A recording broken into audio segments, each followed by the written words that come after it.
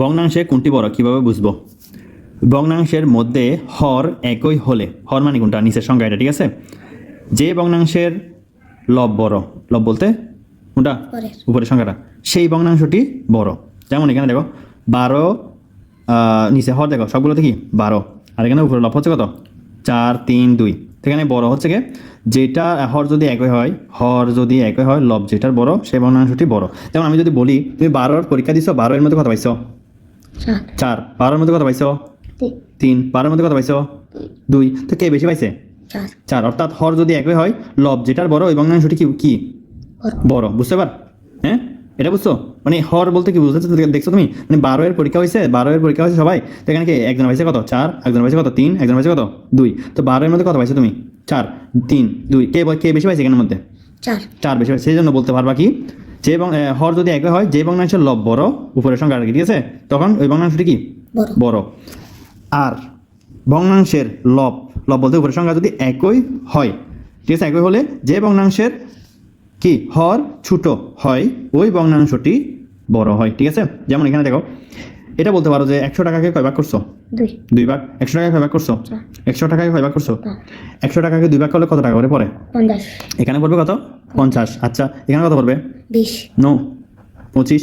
ঠিক আছে, এখানে কত পড়বে, 20 টাকা করে, ঠিক আছে? তো এখানে বলো কি কোনটা বেশি, কোন টাকাটা বেশি, 50 টাকা বেশি। অর্থাৎ দেখো লব যদি একই হয়, উপরেরটা যদি একই হয়, যে ভগ্নাংশের কি বড়, সরি ছোট, হর ছোট হয়, মানে নিচের সংখ্যাটা ছোট হয়, ওইটা কি হবে, বড় হয়, ঠিক আছে? তো এইটাই বলতেছে এখানে। তাইলে ভগ্নাংশের লব উপরের সংখ্যাটা আর কি একই হলে, যে ভগ্নাংশের হর ছোট হয়, হর বলতে এই যে ছোট, ওই ভগ্নাংশটি বড় হয়। ওকে?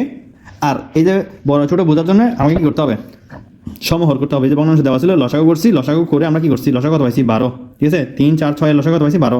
তো আমরা প্রথম ভগ্নাংশটা নিয়েছি, নেওয়ার পরে কি পাইছি, এটাকে আমরা লিখছি আবার 3, অর্থাৎ এই যে 3 1 বাই কত 3 লিখছি, লেখার পরে কত লিখছি, এটা 3 এর সাথে কত গুণ করলে, মানে আমার টার্গেট হচ্ছে হরকে একই করা, তো আমার হর করতে হবে কত, লসাগু বরাবর, ঠিক আছে? তো 3 4 12, অর্থাৎ 3 এর সাথে 4 গুণ করলে কত হয়, 12 হয়। ওই 12টা এখানে লিখছি, লেখার পরে উপরে যে নিচে যত সংখ্যা গুণ দিব, উপরেও কত দিব, সেই সংখ্যাটা গুণ দিব, ঠিক আছে? 4 একে 4, 3 4 12, আবার সেম এটা লিখবো, লিখছি। লেখার পরে আমরা আবার এখানে তুলছি, তোলার পরে এখানে জিজ্ঞেস করবা যে 4 এর সাথে কত গুণ করলে কি হয়, 12 হবে, ওই যে লসাগুটা 12 হবে। তো জিজ্ঞেস করবা, বলবা দেখি 4 এর নামাতে গুণ করতে পারো, এটা যদি সহজ হয়, ঠিক আছে? তো বলো না, 3 4 হ্যাঁ কত হয়, 12, এটা লিখবা। তো ওই নিচে যেটা যত গুণ দিবা, উপরেও কি তত গুণ দিবা, কত হয়েছে, 3 একে 3, ওইটাও করবা এরকম সেম কাজ করছি। 6 এর সাথে কত গুণ দিলে 12 হয়, 12 করতে আসতেছে, 12 বারবার, এই যে এটা লসাগুটা, ঠিক আছে? তো 6 2 12, অর্থাৎ 2 গুণ দিলে কত হয়, 12 হয়, উপরেও 2 গুণ দিব, দেওয়ার পর এখানে লিখবো, লেখার পর দেখতেছো সবগুলোতে লসাগু কি হর কি হয়েছে, 12 12 12। এবার ওইটা বলতে পারি যে কি, হর যদি একই হয়, যে ভগ্নাংশের লব বড় ওই ভগ্নাংশটি কি বড়, ঠিক আছে? বুঝতে পারছো না, বুঝো নাই? এটা আমি জাস্ট এমনি ভিডিও করতেছি, করার পর এমনিতে ছাড়বো আর কি, তো তোমাকে বোঝাচ্ছি, এটা কাজ আসবে আমারও, ঠিক আছে? ওকে।